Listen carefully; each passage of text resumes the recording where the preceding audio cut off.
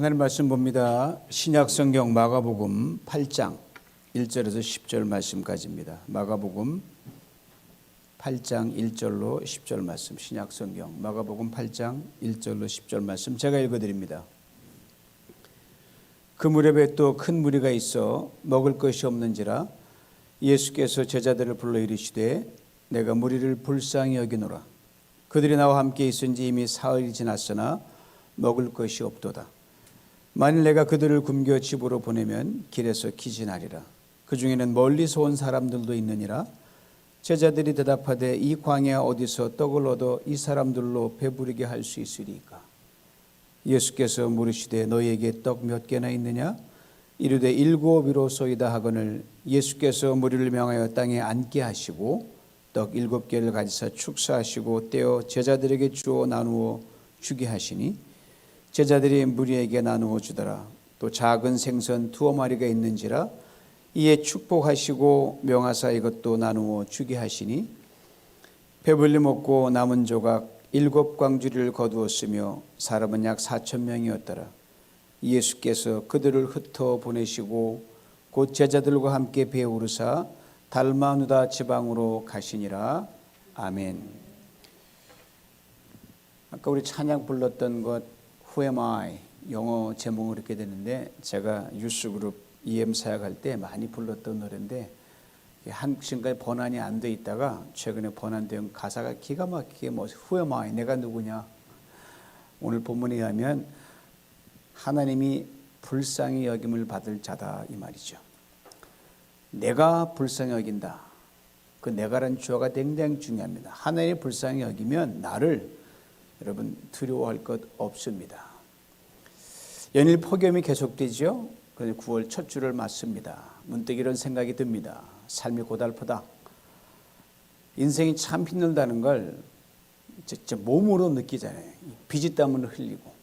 여러분 옛날에 그걸 육수로 흘린다 그랬어요. 덩치가 좋은 분들은 그래가지고 땀을 흘리고 막 닦아내고. 시편 129편 3절에 이런 말씀이 있습니다. 밭 가는 자들이 내 등을 갈아 그 고랑을 길게 지었도다.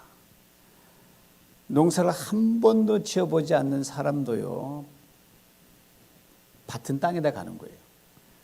그 땅에다 고랑을 파서 돌을 골라내고 씨앗과 모종을 심고 싹이 나게 하는 거거든요. 그런데 이 사람의 등을 밭으로 삶아가지고 거기다 길을 내고 도랑을 내고 길을 팠다. 어떻게 돼요? 죽는 거죠. 삶이 그만큼 힘들고 어렵고 괴롭다는 걸 말합니다. 지난 8개월 동안 여러분과 저의 삶이 아무리 힘들었어도 여러분 누가 등 위에다 여러분 놓고 트랙터를 갈고 여러분 밭고랑 낸 그런 자국 있는 사람 계세요? 한 번도 없죠? 우리는 살만하다는 겁니다.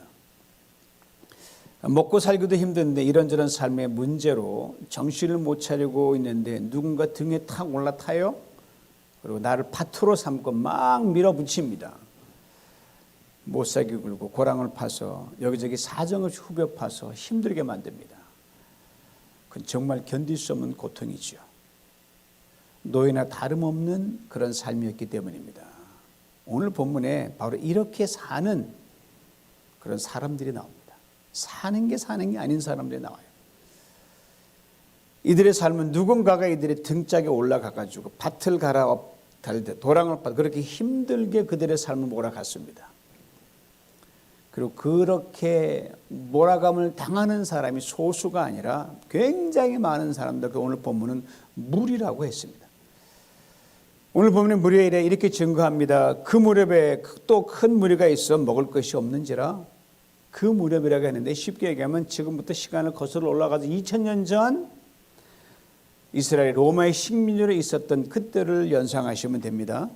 큰 무리라 그랬어요. 예수님 당시 예수님께로 수많은 사람들이 무리를 지어왔습니다. 그 무리를 지은 사람들을 두 부류로 나누는데 유대 백성들 아니면 이방인 백성들 두 부류의 사람들이 떼를 지어 몰려왔습니다. 그리고 이들의 등에 타고 올라가서 이들을 괴롭히는 두 부류의 사람들이 있었는데 하나는 정복자 로마였고 다른 하나는 당시 유대인 종교 지도자들, 정치 지도자들이 바로 그들이었습니다. 정복자 로마에 의해서 어쩔 수 없이 눌리고 힘들게 사는 것, 이거는 선택이 없어요. 그냥 힘이 없어 지배를 당하고 있는 거니까. 근데 응당 내 편이 되어줘야 되고 위로와 힘이 되어야 하는 그 동적인 유대인, 종교, 정치 지도자들, 이들이 거꾸로 한술 더 떠서 자기 백성들 등에 올라타가지고 막 내려누르고 괴롭게 못 살게 구는 겁니다. 성경에 예수님께 수많은 무리들을 먹이는 그 기적 같은 장면이 두 군데가 나오는데요. 하나는 벳세다라는 들녘에서 보리떡 5개, 물고기 2마리로 5천 명을 먹이는 그런 사건이 있고요. 그때 모였던 5천 명, 남자만 5천 명이니까 여자 합치면 근 2만 명가량 되거든요. 남녀노 합치면. 그때 사람들이 대부분 유대인들이었어요. 다른 하나는 바로 오늘 본문에 4천 명을 먹인 사건인데 대부분이 이방인들이었습니다. 이들은 유대인도 힘든 상황인데 이방인들은 이건 말할 수가 없습니다. 이런 상황 속에서 예수님께서 이들에게 소망이 되어주셨고 진정한 위로가 되어주셨습니다. 오늘 본문은 모인 무리들이 예수님과 사흘을 함께 있었다 그랬어요. 사흘. 그리고 이 사흘 동안 예수님과 함께 했던 장소가 어디냐? 저는 에어컨 잘 나오는 이 편안한 실내 공간이 아니라 광야 들판이었습니다. 지금 밖에 여기 나가면 훅훅 찌죠. 네, 그런 광야였어요. 광야는 우리가 살고 있는 캘리포니아처럼 낮에는 덥습니다. 밤에는 춥습니다. 그런데도 여러분 광야에 있는데 마음은 그렇게 편할 수가 없는 거예요. 여러분 어떨지 모르겠습니다. 여러분 제가 이만큼 인생을 살아보니까 한 가지 분명히 깨달아지는 게 있어요. 몸과 안이 마음 편한 게 제일이에요. 마음 편한 게 제일입니다. 그래서 남의 마음을 편하게 해줘야 돼요. 마음이 편하면 가난한 건 문제가 되지 않습니다. 마음 편하고 힘들어도 어려워도 견딜만 합니다. 그리고 자본 4장 23절 이렇게 분명히 말씀하잖아요. 무릇 지킬 만한 것보다 더욱 내 마음을 지켜라. 생명의 근원이 바로 거기에서 나온다고 성경이 분명히 말하고 있습니다. 지금 광야에 모인 무리들이 바로 그랬어요. 자신들을 사람 대접해 줍니다. 위로해 줍니다. 그리고 이 세상 그 누구도 할 수 없는 소망의 말을 들려주십니다. 근데 시간 가는 줄은 모르는 거예요. 더위가 더위를 안 느껴지는 거예요. 하늘을 지붕 삼고 광야의 그 거친 들판을 마룻바닥 삼아가지고 꼬박 사흘을 보내는데 정말 가난했던 사람들이라면 먹을 게 변변히 있겠습니까? 욕이라는 것, 이 배를 채우는 것은 생각도 못했던 사람들이었어요. 그래서 첫날 하루라도 편히 있으면 좋겠다라고 해가 지면 돌아가리라고 주님도 그렇게 생각했던 것 같아요. 근데 그대로 사흘이 그대로 스트레이트 간 거예요. 그러니 이틀은 꼬박 굶었을 겁니다. 집에서 싸가지고 온 거 얼마 안 되는 다 떨어졌을 거 아니겠어요? 자민들이 편하게 잤겠습니까? 근데 마음이 너무 편한 거예요. 배고픔도 문제가 되지 않는 거예요. 마음이 편하면 잠을 좀 덜 자도 문제가 되지 않습니다. 게다가 지금 이들과 함께 있는 분이 바로 예수 그리스도 우리 주님이십니다. 오늘 본문에 예수님께 보여준 많은 무리들이 소위 말하는 뭘 했어요? 이 wilderness revival, 광야 부흥회를 했단 말이에요. 지금 여러분 광야 나가서 찬송가 부흥회하라 그러면 다 도망갈 거예요. 아마 이런 일정이었을 거예요. 첫째 날은 틀림없이 치유 집회로 모였을 거예요. 목사님 기도한 것처럼 얼마나 간절했겠어요. 예수님 소문 듣고 원경 각자 사방에 들것에 실려오기도 하고 홀로 오기도 하고 끌려오기도 하고 예수님 한 분 한 분 고쳐줬죠. 다 고쳤다는 것보다는 하여튼 그렇게 많은 위로를 받았어요. 그다음에 둘째 날, 셋째 날은 아마 말씀 집회로 모였을 것 같아요. 여러분 육신의 필요가 아무리 시급해도 여러분 영의 필요를 앞서지 못합니다. 그래서 예수님이 분명히 말씀하실 것, 사람이 떡으로만 사는 게 아니라 입에 난 모든 말씀으로 산다. 영이 살아야 됩니다. 영의 갈급함이 더 중요하죠. 그리고 오늘 실제 본문은 첫날 치유 집회에 관한 기록에 대해서는 별로 언급이 없습니다. 지금 말씀에 갈급하고 주님과 함께 있기만을 간절히 바라는 저들을 광야의 차가운 바람도 막지 못했습니다. 광야 새벽의 찬 공기도 찬 이슬도 그들을 내몰지 못했습니다. 한낮의 더위도 이들을 꺾지 못했습니다. 오늘날과 비교해보면 우리가 참 잘 살고 있잖아요. 뭐 대한민국이나 미국이나 우리나라가 과거 어렵고 힘든 시절이 있었거든요. 뭐 여기 뭐 연세 드신 분은 제가 설명 안 해도 다 알 거예요. 현욱이는 좀 잘 모를 수 있겠니? 김 목사님 잘 모를 수 있을까? 교회가 정말 많은 사람들이 위로와 소망이 된 적이 있었어요. 그래서 어렵고 힘든 가운데서 여러분, 정말 먹고 살기 힘든 가운데서 성도들이 교회에서 보내는 시간이 참 많았던 적이 있었어요. 새벽 예배, 아침 예배, 오후 예배, 저녁 예배, 철야 예배, 뭐 더운 여름에 에어컨 없었어요. 그런 어린 시절에 저는 또 뭘 안다고 부모님이 하는 쫓아가니까 친구 몇 명이 남아가지고 철야기도 한다고 교회에 몰래 숨었어요. 다 간 다음에 교회 방송 노는 데 숨어가지고 숨어 있다가 큰 소리로 막 기도를 하는데 이 사찰 집사님이 듣고 올라온 거예요. 강도가 들었나 뭐가 들었나. 가지고 도망다니라고 숨바꼭질 밤새 하다가 새벽을 맞은 적이 있어요. 그때 초등학교 5학년이었거든요. 정말 순수하게 하나님을 간절히 찾고 부르짖었던 것 같아요. 아마 그때 저를 아마 하나님 불쌍히 보셔가지고 오늘까지 제가 이렇게 잘 살아온 게 아닌가 싶습니다. 그렇게 2000년 당시에 그때 마음과 영혼의 목마름이 크게 달았던 이 무리들이 주님과 함께했던 그 사흘간의 광야 특별 집회가 어땠을까 저는 조금은 짐작이 가요. 이제 무리들을 보시면서 예수님 이렇게 말씀하십니다. 내가 무리를 불쌍히 여기노라.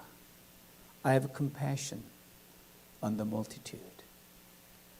불쌍히 여긴다는 말이 뭔지 알면 여러분, 우리 몸에 중요한 게 심장이 장기가 있잖아요. 장, 창자, 폐, 간 이걸 전부를 통틀은 게 이게 불쌍하다는 단어예요.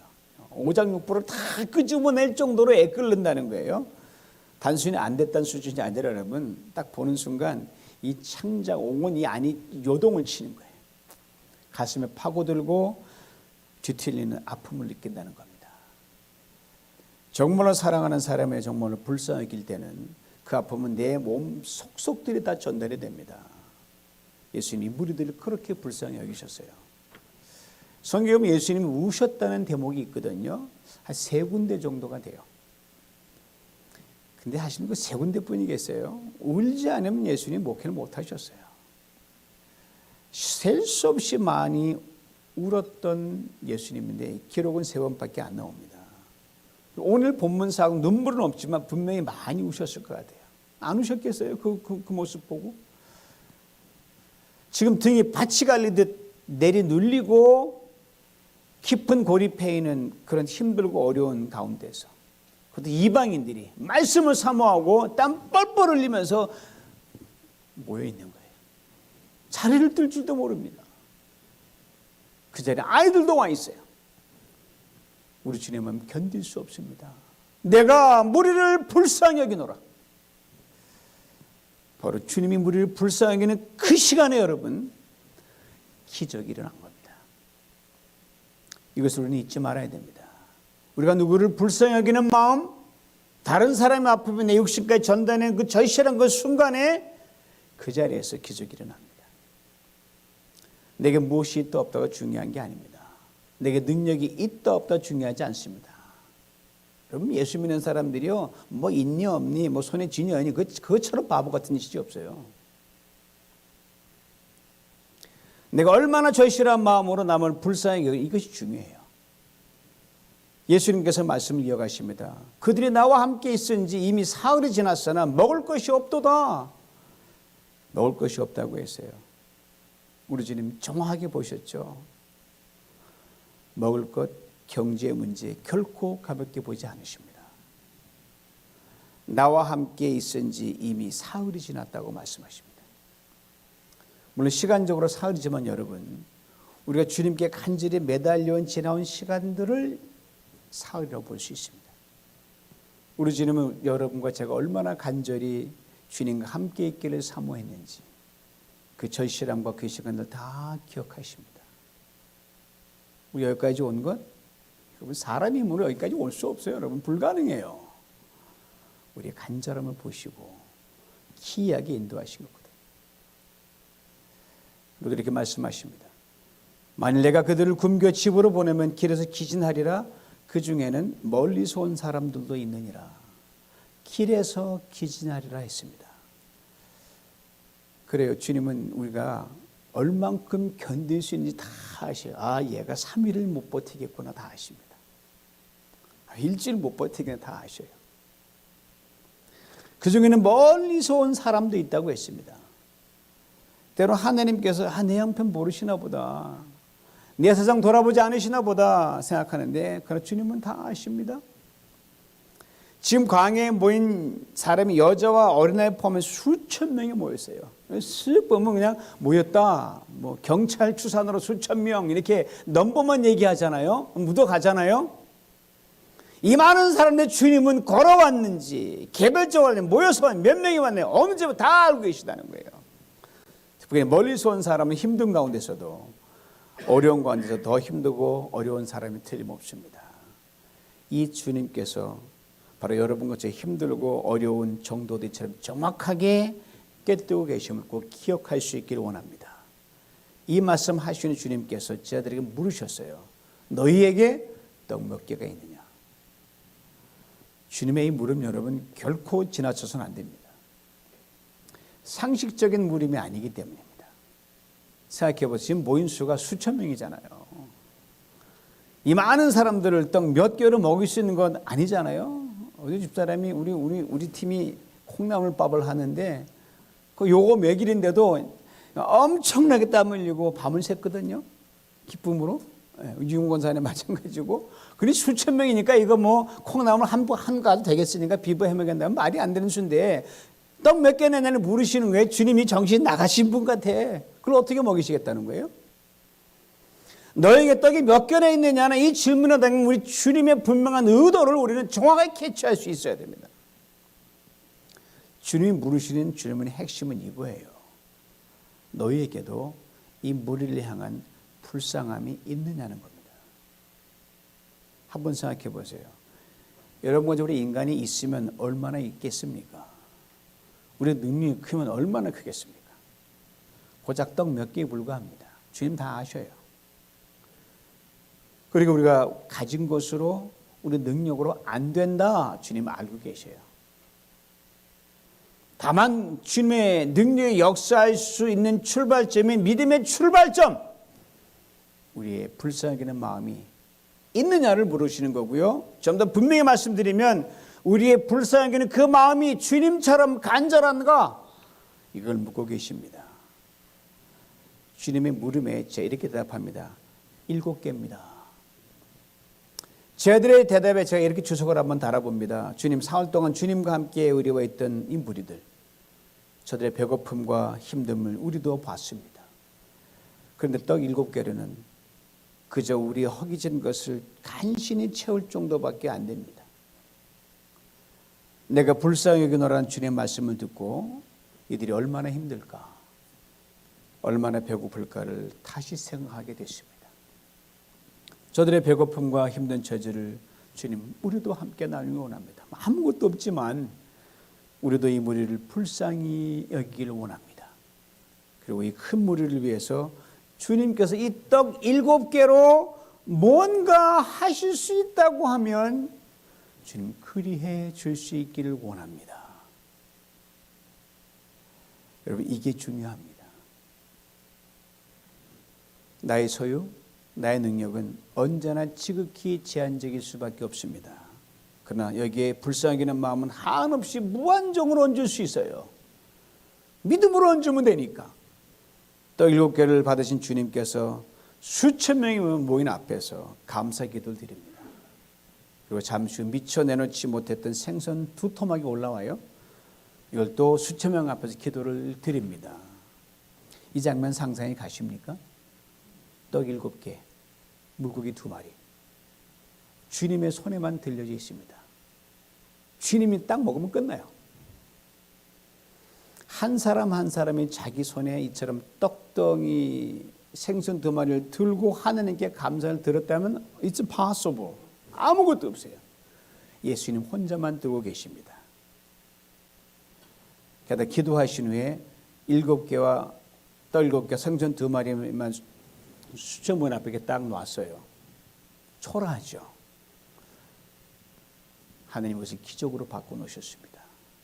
예전의 본문은 이렇게 증거합니다. 배불리 먹고 남은 조각 7방주를 거두었으며 사람은 약 4,000명이었더라. 남자의 수만 그럴 겁니다. 이것이 바로 남을 불쌍히 여길 때 나오는 힘입니다. 이것이 바로 감사의 힘입니다. 지난 8개월 돌아볼 때, 아니 인생 전체를 돌아볼 때, 우리 뉴비전 공동체를 돌아보나 우리 삶을 돌아보나 주님께 우리를 불쌍히 여겨 주셨기에 여기까지 올 수 있었습니다. 2000년 전 그때 광야에 모였던 그 무리들 불쌍히 여기셨듯이 말입니다. 지금은 2022년 마지막 분기 4개월을 여는 첫 주일을 성전에서 보내고 있습니다. 그리 길지 않은 4개월 남았어요. 짧은 4개월도 내일을 모른다고 어떻게 될지 전혀 모르겠어요. 이 더위가 또 그냥 4개월 내내 계속될지 무슨 일 모르거든요. 결코 녹록지 않은 시간이요. 아픔과 시련과 고난과 힘든 시간이 될 수도 있습니다. 혹 어느 누구에게는 누가 등짝에 올라가가지고 막 발을 밟고 고랑을 내듯이 그렇게 힘들게 만드는 그런 시간일 수도 있습니다. 그러나 주님께서 우리 한 사람 한 사람에게 이렇게 말씀하십니다. 내가 너를 불쌍히 여기노라. 누가요? 내가, 주님이. 누구를? 여러분 한 사람, 너를 불쌍히 여기노라. 오늘 본문 9절에 주님께서 광야에서 4,000명을 먹이시니 하신 일에 대해 이렇게 증거합니다. 예수께서 그들을 흩어보내시고 기이하게 다 채우고 그들을 흩어보내셨다 그랬어요. 각자의 삶으로 돌아가라.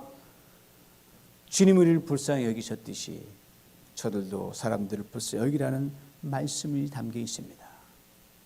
사랑하는 성도 여러분, 이쯤에서 한 가지 꼭 기억해야 할 것이 있어요. 불쌍히 여기는 마음이 뭔가?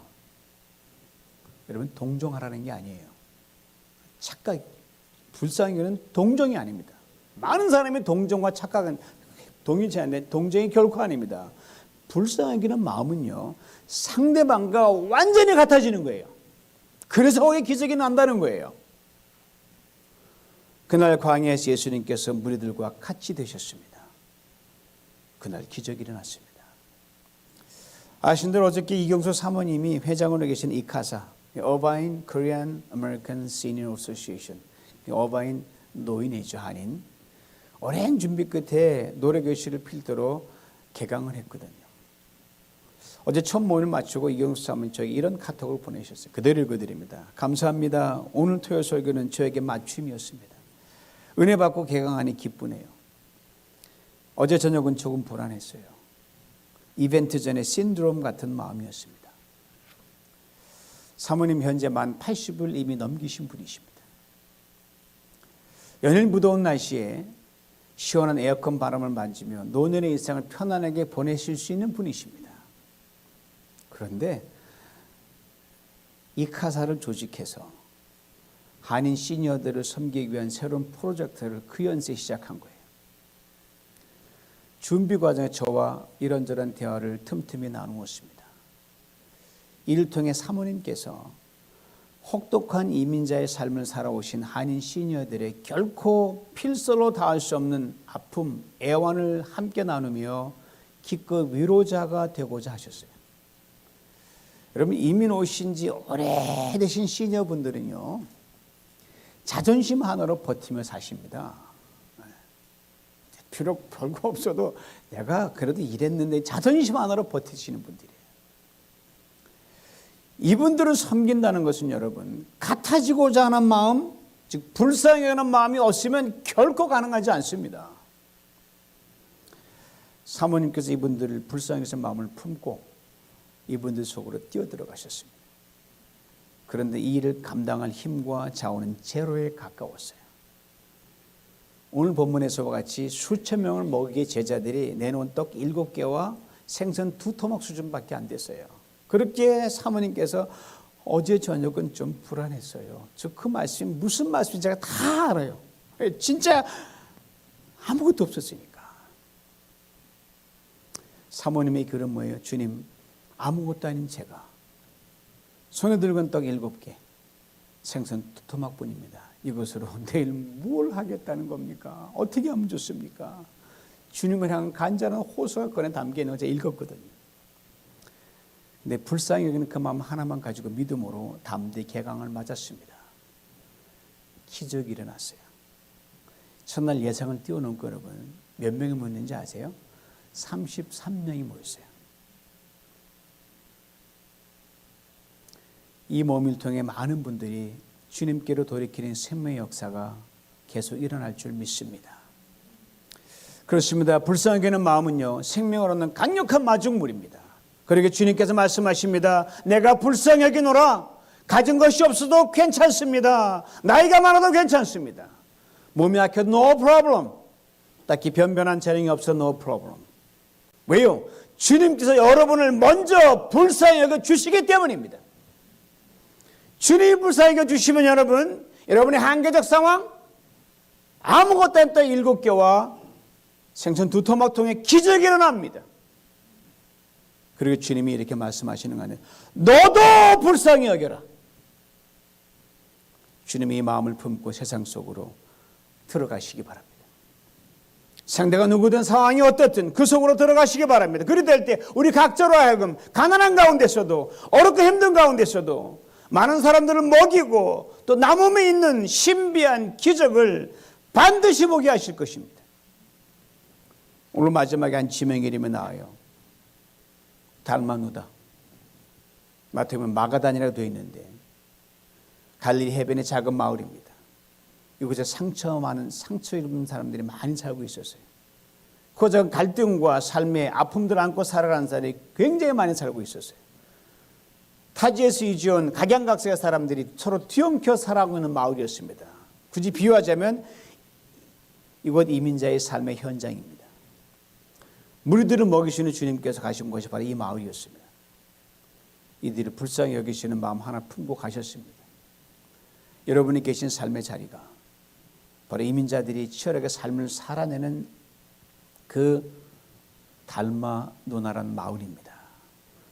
눈을 들어 사람들이 보이는 곳, 그것이 주님 가신 마을입니다. 주님이 말씀하십니다. 내가 불쌍히 여기노라. 무슨 말씀이에요? 내가 내 인생 책임진다는 거죠. 주님도 말씀하십니다. 너도 불쌍히 여기라. 이 말씀을 순종만 나갈 때 하나님께 우리를 통한 놀랍고 귀한 기적을 반드시 이루십니다. 2022년 남은 4개월 동안 주님의 이 말씀 따라 미친 듯한 존재감으로 가정과 교회에서 그리고 주님이 보내신 삶의 자리에 우리에게 붙여주신 모든 사람들을 불쌍히 여기며 주님의 손의 능력을 보고 듣고 경험하는 우리 모두가 될 수 있기를 주님의 이름으로 축원합니다. 아버지 하나님 참으로 감사합니다. 한 해에 4분의 1을 남겨둔 시간에 주님의 특별한 은혜를 구합니다. 주님, 나를 불쌍히 여겨 주시옵소서. 우리를 불쌍히 여겨 주시옵소서. 뉴비전 공동체를 불쌍히 여겨 주시옵소서. 주님, 우리를 통해 역사 하나님은 능력을 가지고 너를 불쌍히 여겨 주님의 말씀으로 나갑니다. 기적을 보고 듣고 경험하는 우리 모두가 되게 하여 주시옵소서. 예수님의 이름으로 기도하옵나이다. 아멘.